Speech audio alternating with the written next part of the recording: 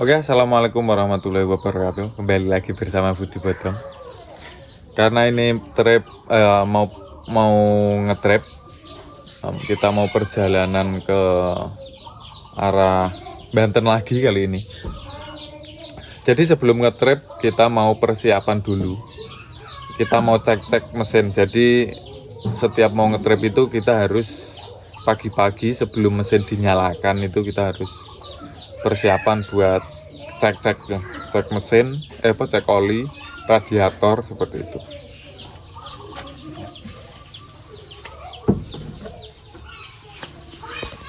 Oke, kita cek. Ini udah saya cek tadi, olinya itu kurang sedikit.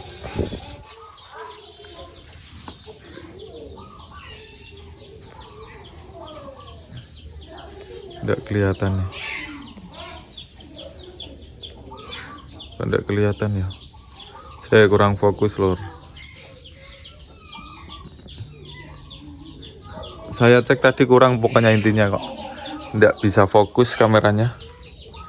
Jadi di sini itu ada garis 2 ya, ada garis cowakan 2 di sini. Tuh mana sih ini ada cowakan 2 ini. Jadi kalau yang olinya ada di atas itu dia tandanya full, cuman kalau ke bawah yang cowakan atas terus di bawahnya sedikit itu kita harus ngejok. Nah, okay. Jadi kalau kantor itu harus pasti ngejok, karena yang bikin bikin kurang itu adalah di bagian turbo ini, karena dia menggunakan turbo charger dan pendinginnya menggunakan oli. Jadi oli itu biasa kemakan sama turbo. Nah, jadi walaupun oli itu baru habis ganti, setelah berapa pp itu pasti dia oli akan berkurang.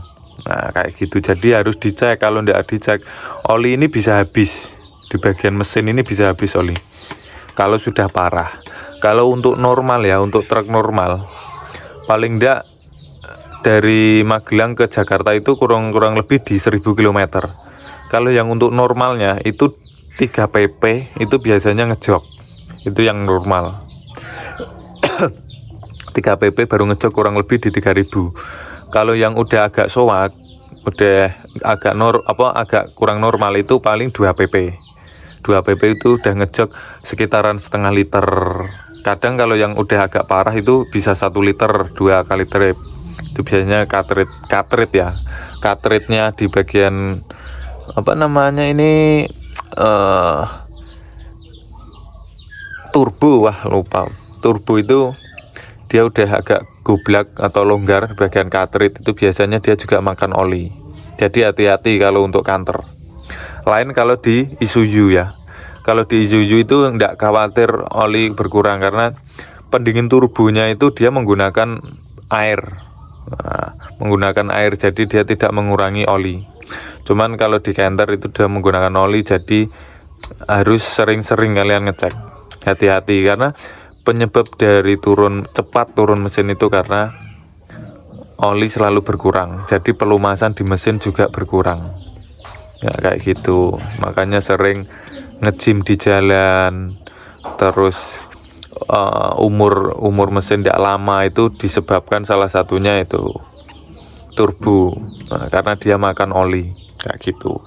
Ini oli ini saya menggunakan Total, merek Total. Cuman ini sebenarnya isinya Total ini di dalam ini. Cuman karena saya belinya itu literan, kan saya di sana kan ada Dream-Dreaman olinya. Jadi saya belinya itu literan. Jadi saya pakai bungkus atau tempat olinya itu yang ini. Cuman ini aslinya Total. Jadi ini pengalaman pribadi saya ya. Ini pengalaman pribadi saya.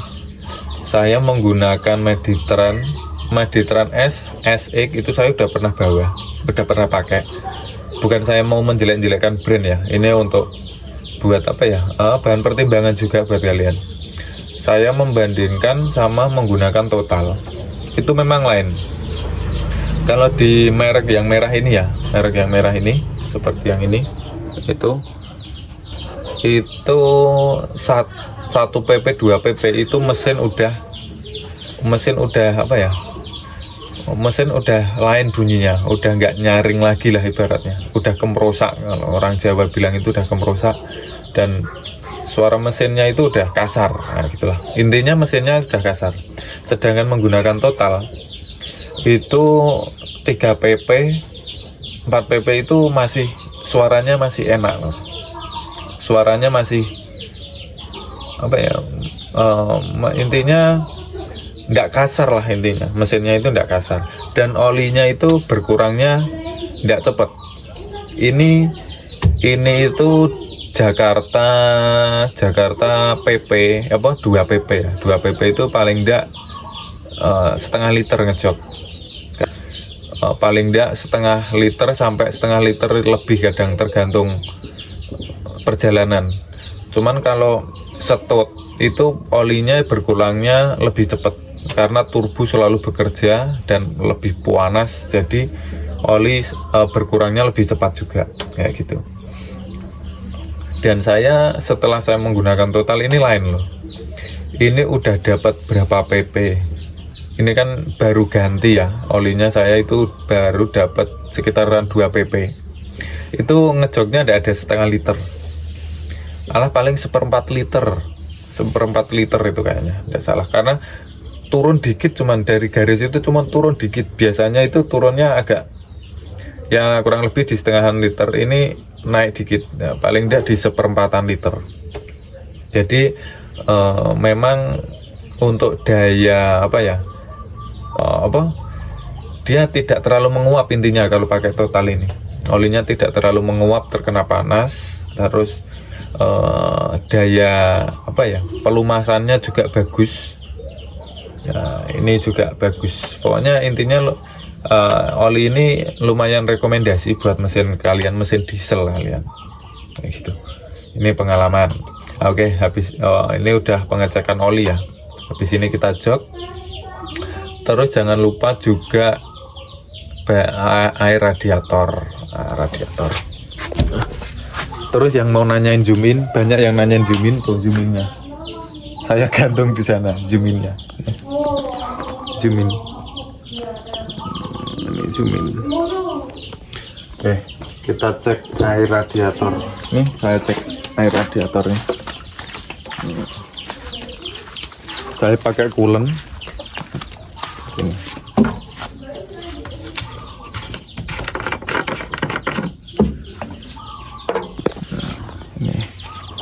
Saya pakai coolant, ini masih banyak nih. Saya pakai coolant. Jadi kalau coolant itu airnya dia kayak gini. Cuman ini masih banyak kok. Aduh.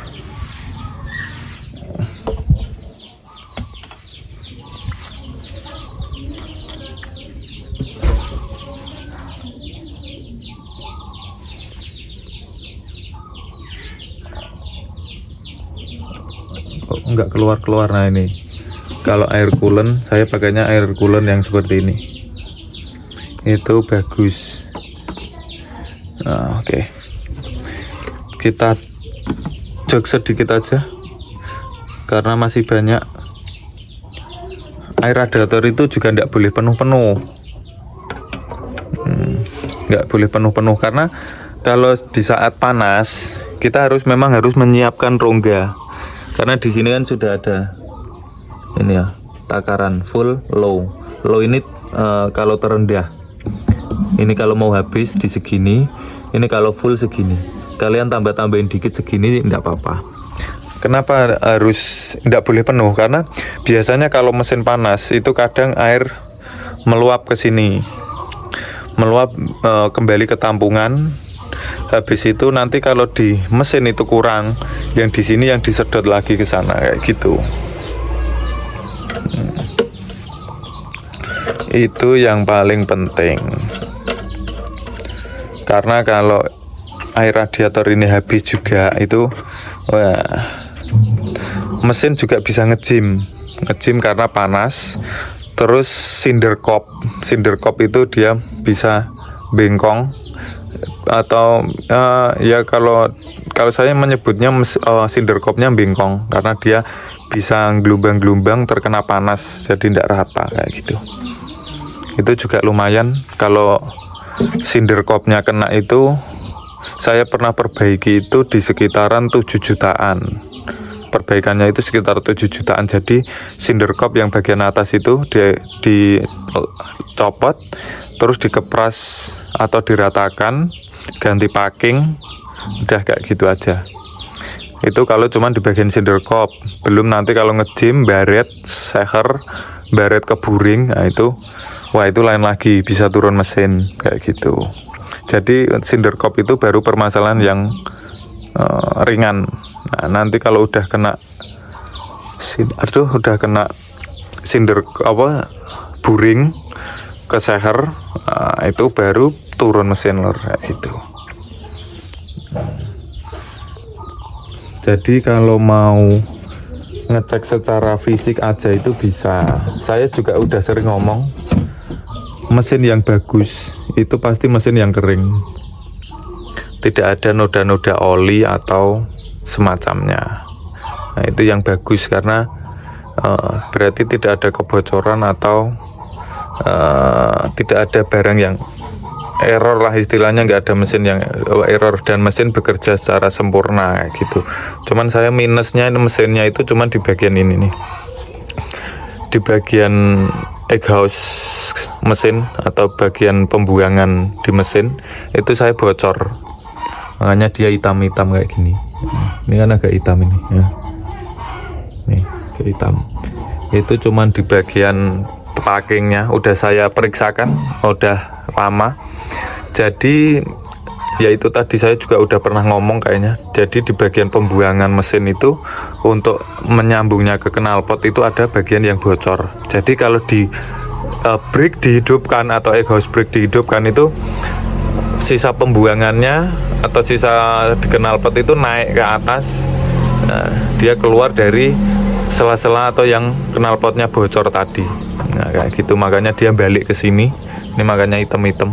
Nah, dan sebenarnya murah sih, cuman sekitar 400-an cara memperbaiki ini.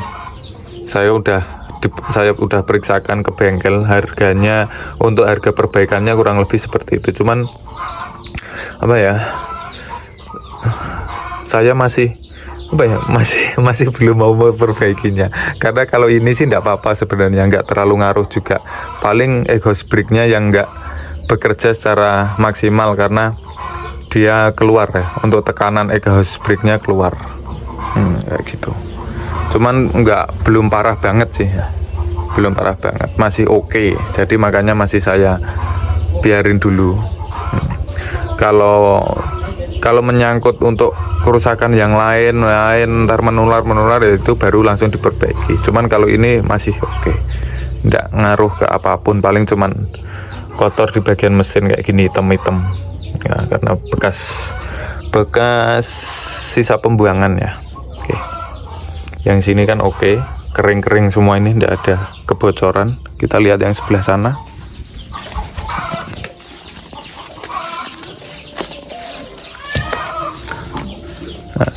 Jadi kalau yang komen ini bannya halus, ini ban serep. Itu ban serep, dan ban aslinya ini gantung di belakang. Nah, ini kering semua. Tidak ada pembocoran.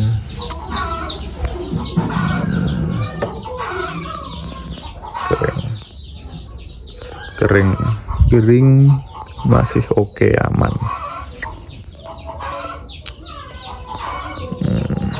Oke, seperti itu. Jadi kurang lebih perawatan untuk keseharian sebelum ngetrip harus seperti itu ya lor ya. Kalian yang paling pertama, paling penting itu cek oli, air radiator. Itu hal yang harus ya, pasti dan harus itu. Khususnya buat canter kayak gitu. Kalau elep itu masih mending lah karena dia tidak makan oli ya, kayak gitu. Cuman tetap harus dicek sih, oli, air radiator itu tetap harus dicek. karena itu bagian ya lumayan fatal ya, bagian itu lumayan fatal ya, kayak gitu. Oke, saya mau ngecek oli dulu. Oke,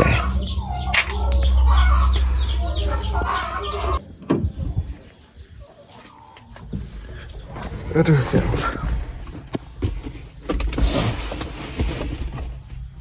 Pada jatuh. Oke,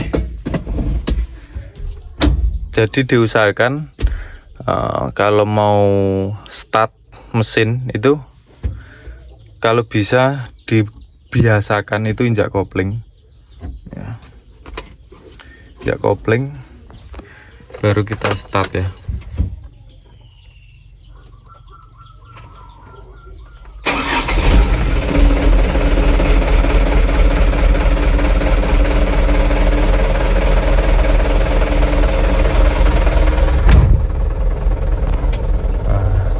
Oke, jadi kenapa harus diinjak kopling?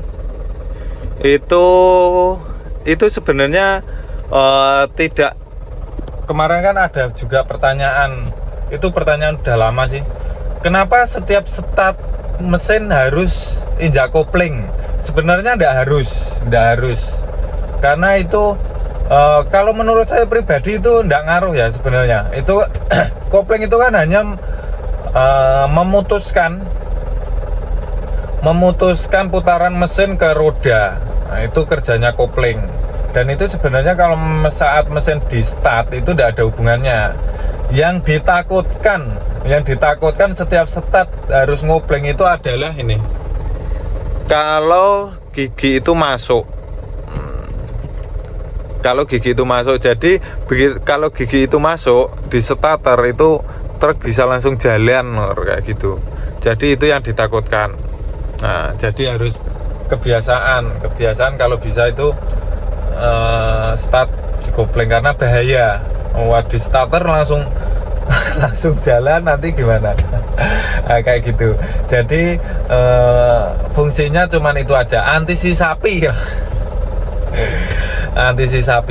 kayak gitu, untuk mencegah supaya tidak jalan kayak gitu. Itu menurut saya pribadi itu tidak ada sangkut pautnya kayak gitulah, dan nggak harus juga kayak gitu, nggak harus injak kopling juga kayak gitu. Karena sebenarnya itu pertanyaan lama, sebenarnya udah saya jawab di kolom komentar, cuman satu orang aja yang tahu kan. Makanya saya ngomong di sini, saya kasih tahu. Cuman itu hanya penemuan atau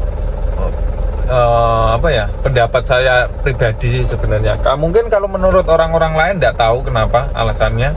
Cuman alasan saya cuman itu sih sebenarnya. Coba kalau yang tahu fungsi lain boleh di komen atau ya intinya boleh menjelaskan lah kenapa harus dikopling kayak gitu. Cuman kalau menurut saya kayak gitu aja. Menurut pengetahuan saya gitu ya loh ya. Oke. Kita panasin habis ini muat. Habis muat itu kita langsung ke tukang sablon atau tukang baju, karena saya udah janji mau buatin kaos truk Budi Bodong kayak gitu. Dan saya belum mau langsung buat banyak sih, saya baru mau uji coba satu dulu, nanti saya perlihatkan kepada para penonton semua apakah bagus apa enggak. Nah, jadi bisa di komen-komen apa yang kurang bagus dan kurang bagaimana kayak gitu ya, kayak gitu. Karena saya udah janji di TikTok, karena live di TikTok kemarin saya udah janji ada yang tembus komen ya, karena udah tembus komen banyak yang setuju, banyak yang mau, jadi ya udah langsung saya bikinkan dulu untuk sampelnya lah, ibaratnya untuk sampel. Nanti kalau udah cocok bagus baru saya bikin yang banyak. Sebagian saya kasih, nanti saya bagikan sebagian, dan sisanya nanti saya masukkan ke keranjang kuning kayak gitu, ke keranjang kuning. Jadi kalau yang mau beli boleh besok boleh langsung aja ke akun TikTok saya, sama namanya Budi Bodong juga. Cuman pakai K, masih sama kayak yang YouTube dulu ya, masih pakai K kalau tidak salah ya. Emang enggak sih? Lupa saya, akun-akun sendiri lupa. Memang karena saya orangnya pelupa sih. Pakai K atau pakai G ya, lupa saya. Cuman kayaknya kalau yang TikTok masih ngikut yang YouTube dulu, masih pakai yang K, Budi Bodong K, masih pakai K, nggak pakai G. Coba kalian cari aja, pasti ketemu ntar. Pasti banyak keluar truk-truk saya, jadi itu akun saya. Kayak gitu, cari aja loh, oke? Kayak gitu. Kita panasin dulu, baru muat. Sambil manasin, sambil saya tinggal sarapan dulu mungkin ya. Oke, jadi segini dulu untuk video kali ini. Cuman ini video tentang apa ya, rutinitas sebelum truk dibuat bekerja atau dibuat jalan. Itu kita harus cek terlebih dahulu, itu faktor penting ya. Jadi ngeceknya itu pagi-pagi banget sebelum truk itu berangkat ya. Sebelum berangkat, kenapa? Karena olinya itu masih mengendap di bawah, masih turun di bawah, belum naik ke pompa. Kalau mesin udah dihidupkan, oli di bawah itu kan dipompa ke atas.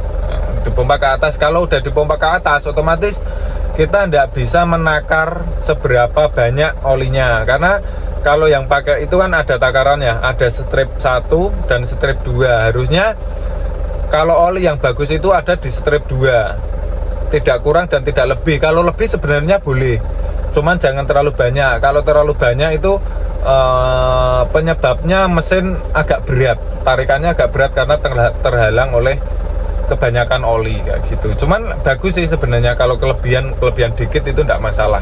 Nanti kalau terjadi penguapan di bagian mesin, penguapan otomatis, kalau menguap itu otomatis kan mesin berkurang, oli mesin berkurang kalau menguap. Nah, nanti berkurangnya bisa turun dari garis atas cuma sedikit kayak gitulah.